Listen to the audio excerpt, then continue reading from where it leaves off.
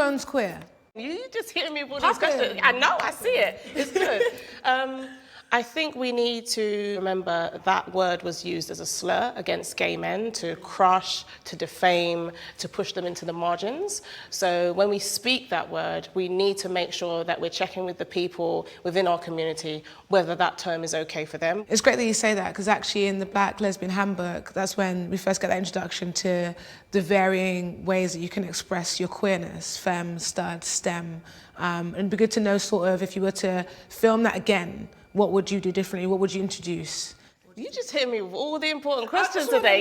You came prepared, and I love it. No, it's good. I love that you're asking all these questions. It's important, and I've been wanting to talk about this for a while. I think I'd have a lot more focus on non-binary people, also trans people, especially trans women, given the fact that we're looking at a lot of killings of trans women, especially Black trans women. And so it's very important that we are focusing on those areas, but also, trans refugees, disabled LGBTQI+ people who happen to be Black or brown. It's very important that we are pushing them to the forefront because they're always at the margins. Would you call yourself queer? Yes, I absolutely identify as queer, but that feels comfortable for me.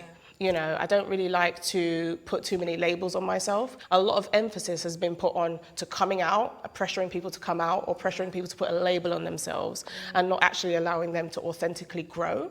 Because, me 10 years ago and me now, it's a completely different person. The core of me is still the same, but there are several more layers, and it's important that we're allowed to express that.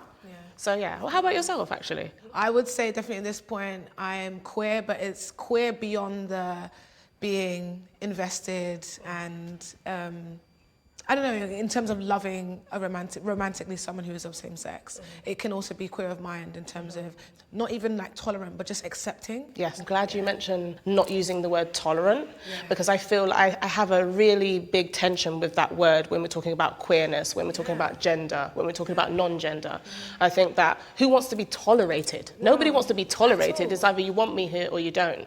No, there is no middle ground with certain things. And I think absolutely it's about acceptance. If you don't accept, then we need to have different conversations. So I'm so glad that you mentioned that. We're on the same page. Yeah.